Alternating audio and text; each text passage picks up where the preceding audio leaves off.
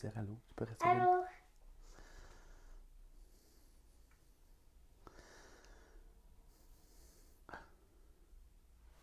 La maman de Camille fait dire allô. Dis allô à Camille. Allô, Camille?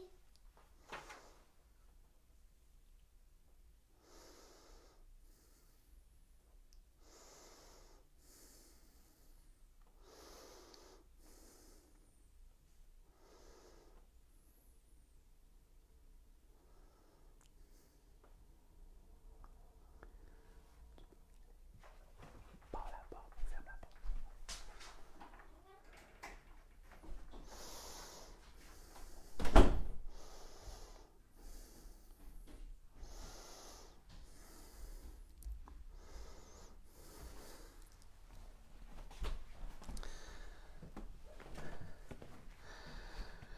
Hey, bon matin tout le monde. Jonathan avec vous autres. Je suis content d'être avec vous autres ce matin. J'espère que vous avez passé un bon début de journée.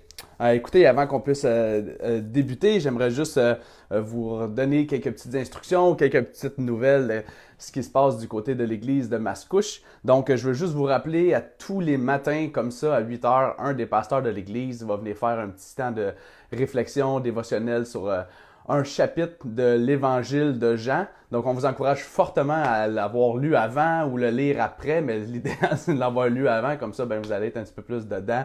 Puis, inquiétez-vous pas, là, on passe pas tout le chapitre en grosse étude théologique. Dans le fond, ce qu'on veut faire, c'est juste ressortir quelque chose qui vient nous toucher dans le texte qu'on va avoir lu. Donc, à tous les matins à 8 heures, un des pasteurs de l'église va être avec vous. Si je ne me trompe pas, demain matin, c'est pasteur David Archambault qui va être là.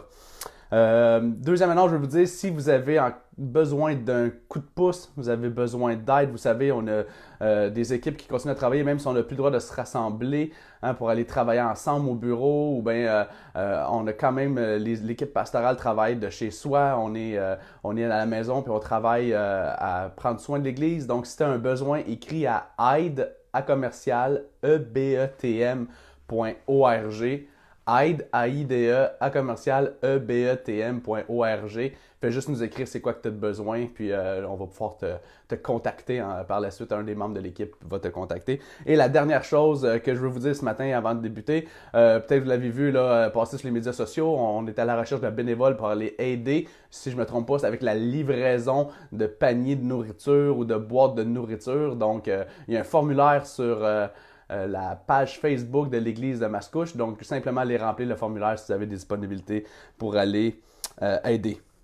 Donc, ce matin, ensemble, j'aimerais juste pouvoir regarder un petit peu avec vous l'évangile de Jean au chapitre 2. Vous savez, quand je me préparais, je lisais l'évangile de Jean, puis il y a comme deux grandes sections, il y a comme deux grandes histoires dans l'évangile de Jean. La première, c'est le premier miracle de Jésus, quand Jésus il arrive à Cana, aux noces de Cana, puis il transforme l'eau en vin. Et la deuxième histoire qu'on lit dans l'évangile de Jean au chapitre 2, c'est l'histoire où est-ce que Jésus il rentre dans le temple, puis il voit les gens en train de vendre, puis essayer de faire de l'argent sur le dos de Dieu, hein, si on pourrait dire. Puis là, Jésus, il pète une sainte colère, il claire le temple, puis il fait le ménage du temple. Puis ce matin, j'ai vraiment à cœur, Dieu m'a vraiment dirigé, mais à cœur de juste vous partager une réflexion que j'avais déjà entendue d'un prédicateur, ou même pas entendu directement, mais que j'avais comme eu des échos. J'ai même été l'écouter un peu pour me préparer ce matin, mais c'est vraiment sur la première partie de Jean 2 que j'aimerais qu'on puisse s'attarder ce matin sur la présence de Jésus aux noces de Cana. Le premier miracle de Jésus, hein? Puis c'est pas n'importe quoi son premier miracle, hein? Il change de l'eau en vino, hein? Il change de l'eau en vin. Et j'aimerais juste, tu sais, peut-être ce matin, tu connais pas cette histoire-là ou tu n'as juste entendu vaguement parler, ou j'aimerais juste te la raconter rapidement. Tu sais, Jésus, il était avec, si je me trompe pas, il était avec ses disciples, avec sa famille, puis il assiste à un mariage dans la ville de Cana. Et vous savez, les mariages dans ce temps-là, c'était pas comme les mariages d'aujourd'hui. Là. Aujourd'hui, là, c'est vraiment là, tout préparé là, au quart de tour. Là, tout, là, les gens ils arrivent à la cérémonie, puis là, après ça, la mariée rentre, puis là, on a toute la cérémonie. Ils sortent, ils vont prendre des photos. Là, tout le monde va attendre à la cabane à sucre ou dans la salle de réception. Puis là, après ça, les mariés rentrent, puis là, on mange, puis on danse un petit peu, puis à minuit, 1 heure, c'est fini. Dans le temps de Jésus, c'était pas mal plus long que ça. C'était une fête qui durait des jours et des jours. Puis là, Jésus il est là dans cette fête avec ses disciples. Puis là, ils viennent qu'à manquer de vin. Et puis là, la mère de Jésus, elle s'en va voir Jésus, puis elle dit, « Hey, tu peux-tu faire quelque chose? Fais quelque chose. » Et là, Jésus se retourne de bord, hein, il demande aux gens d'amener des jarres, c'est comme des gros pots où est-ce que les gens, là, normalement, ils se faisaient la purification, ils se lavaient à travers ces pots-là. Jésus, il dit, remplissez-moi ce d'eau. Puis après l'avoir rempli d'eau, il dit, ben, puisez dedans. Puis là, les gars, ils puisent dedans. Puis l'organisateur, il goûte, puis là, il en revient pas. Il goûte probablement le meilleur vin qu'il a bu de sa vie. Hein?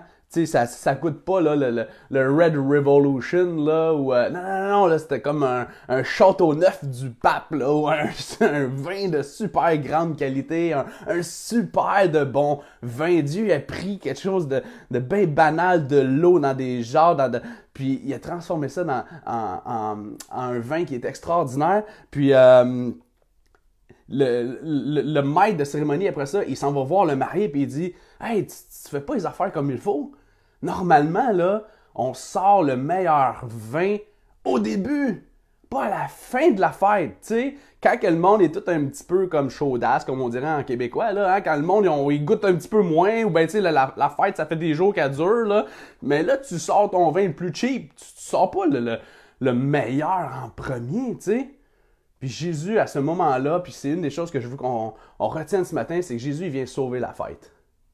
La présence de Jésus à ce mariage-là fait toute la différence pour le marié, le marié, mais aussi pour le maître de cérémonie.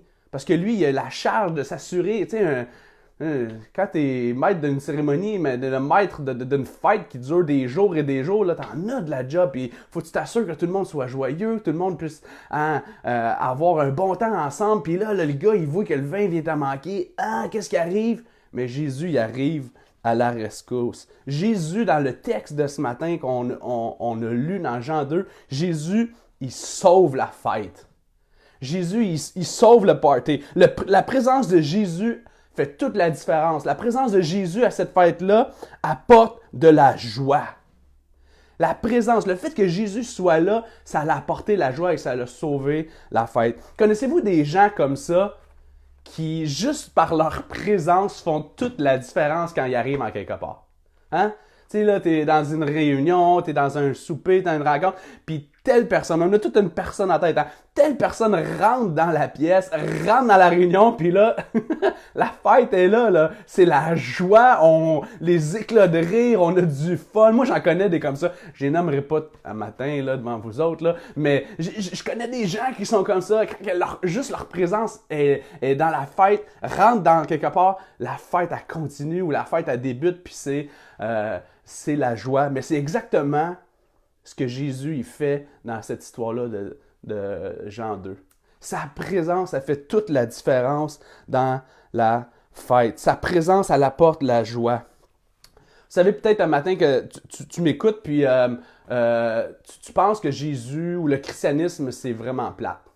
Il y a plein de gens, il y a plein de personnes qui eux autres, là, ont cette idée-là, le christianisme, là, tu sais, Jésus, c'est juste dull, c'est juste long, c'est juste plate, il y a pas de joie, hein, il n'y a pas rien de le fun, il n'y a rien il n'y a pas de joie avec Jésus. Si c'est le cas, il y a juste deux choses que je veux te dire. La première, c'est que tu connais vraiment pas bien Jésus. Tu connais vraiment pas bien Jésus parce que Jésus, là, quand on lit la Bible, quand on voit qu'il rentre dans quelque part, quand on voit qu'il est avec des gens, quand on voit qu'il est dans une fête, quand on voit qu'il est avec ses disciples, Jésus, là, il est quelqu'un de joyeux, il est quelqu'un qui rétablit les choses, il est quelqu'un qui apporte de la joie. Sa présence est une source de joie. Fait que peut-être que tu connais pas bien Jésus, ou peut-être que, ce que je te dirais un matin, peut-être que tu as déjà fréquenté des gens qui connaissent Jésus puis ils l'ont mal représenté pour toi. Pas pour toi, mais qui l'ont mal représenté. Puis je veux pas jeter la pierre à personne un matin avec telle ou telle église ou telle dénomination ou tel représentant de Jésus parce que c'est juste normal qu'on ne le représente pas parfaitement parce qu'on est tous des tout croches, les chrétiens. Les chrétiens, là, on est des tout croches qui avons besoin, mais qu'on a reconnu qu'on avait besoin de Jésus. Mais peut-être, simplement, tu as été mal représenté. Jésus était mal représenté à toi. Tu étais en quelque part, puis c'était dol, c'était long, c'était plate, il n'y avait pas de joie, mais je veux te dire, ça, ce n'est pas le vrai christianisme, c'est pas la vraie présence de Jésus, parce que la présence de Jésus a fait la différence. La présence de Jésus à la porte de la joie. Et pensez-y à matin, OK? C'est le premier miracle que Jésus a fait. Hey, tu choisis ton premier miracle, non? Tu fais quelque chose qui va être significatif. Tu fais quelque chose, tu sais, mais qu'est-ce que Jésus il fait? Il est dans un mariage, puis il change l'eau en vin. Et une des raisons, je pense, pourquoi il a fait ça, puis il y a aussi d'autres commentateurs que je lisais, puis Tim Keller a beaucoup inspiré là, ce que je vous parle ce matin, mais c'est que la raison, hein, une des raisons pourquoi Jésus, c'est le premier miracle qu'il a choisi, c'est que Jésus est venu rétablir les choses pour que ça puisse être la vraie fête. Hein? Un jour même, on va être dans sa présence, puis il va faire un festin. C'est le maître du festin. C'est le maître de la joie dans sa présence. Il y a de la joie. Et là, Jésus, quand il est venu dans Jean 2 faire ce miracle-là, bien là, il était comme en train de dire, « Oh boy, la fête va tomber à l'eau, mais je vais sauver la fête. » Puis dans le monde dans lequel on vit en ce moment, on vit des choses super difficiles, on vit des choses tristes, on vit des choses qui peuvent être super alarmantes alentour de nous. Mais ce matin, je veux juste te dire, la présence de Jésus peut sauver la fête. Dans ce que tu es en train de vivre ce matin, dans les épreuves, dans l'anxiété que tu peux être en train de vivre, dans le confinement, la quarantaine que tu es à la maison, tu es chez vous, puis que tu te demandes qu'est-ce qui va se passer, puis tu ne vois pas de joie, je veux juste te dire, la présence de Jésus peut sauver la fête. Parce que la vraie joie, la vraie paix, elle ne se trouve pas dans mes émissions de Netflix. Netflix doit faire de l'argent ces temps-ci. Il doit avoir du streaming. Mais ma vraie joie, elle ne se trouve pas dans Netflix. Elle ne se trouve pas... Oui, je peux avoir du super de bon temps. Vous savez, une des choses que j'apprécie des derniers jours, avec ce confinement-là à la maison, c'est le temps qu'on passe en famille. Hein? Bon, et puis là, pensez pas que j'ai de la famille parfaite, là, hein? Parce que des fois... c'est sanctifiant, là, hein, avec tout le monde ensemble. Mais il y a d'autres moments, j'étais assis avec mes filles, avec ma femme, puis on était à la maison, puis ça faisait longtemps qu'on n'avait pas vécu ce genre de moment-là où est-ce qu'on est bien ensemble, où est-ce que hein, on peut calmer le rythme. Hein? Puis ça m'apporte de la joie, mais ça, c'est toutes des joies temporaires. La joie que Jésus m'apporte, c'est la vraie joie qui peut durer pour tout le temps. La vraie joie de Jésus, la vraie joie ne dépend pas des circonstances. On peut vivre des circonstances difficiles. On peut être comme en ce moment dans des circonstances où est-ce que on vient de perdre notre travail, ou est-ce que on est, je pense à tous ceux qui ne peuvent pas sortir de la maison du tout, qui sont en quarantaine obligatoire. Hein?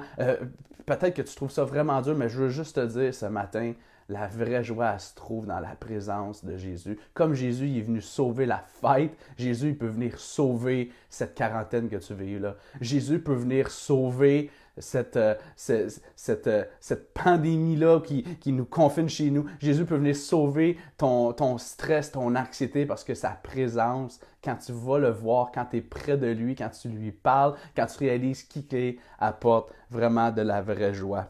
Jésus est la source d'une joie qui est toujours présente puis qu'on ne peut pas perdre. Les autres joies qu'on peut goûter, comme écouter de la télé, comme je disais tantôt, comme être avec des gens, pouvoir se reposer, dormir, ça, c'est pas des joies qui durent tout le temps. Mais la joie de Jésus, sa présence, elle dure tout le temps. On peut toujours aller la voir, on peut toujours être là. Donc aujourd'hui, je veux juste t'encourager, recherche sa présence. C'est là que se trouve la fête.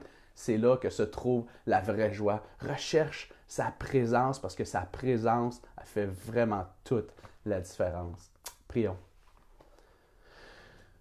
Jésus, je ne veux pas prendre à la légère tout ce que les gens qui peuvent écouter sont en train de vivre. Certains perdent leur emploi. Certains peut-être viennent d'apprendre qu'un de leurs proches est atteint du virus. Certains... se demandent comment est-ce qu'ils vont se nourrir la semaine prochaine. Certains, Seigneur, sont dans le milieu de la santé, puis ils travaillent comme des fous, puis ils ne voient pas le bout, ils sont anxieux, ils sont stressés. Jésus, ce matin, je veux te dire merci parce que ta présence est disponible à tout moment. Jésus, ce matin, je veux me le dire à moi le premier. ta présence apporte de la vraie joie. Comme dans cette fête, tu as changé l'eau en vin, puis tu as rétabli la fête. Jésus, tu vas rétablir toutes choses, on a confiance en toi, mais on te demande même à travers ce qu'on est en train de vivre, que tu puisses nous donner cette vraie joie-là qui se trouve juste dans ta présence. Je te demande de bénir cette journée. Amen.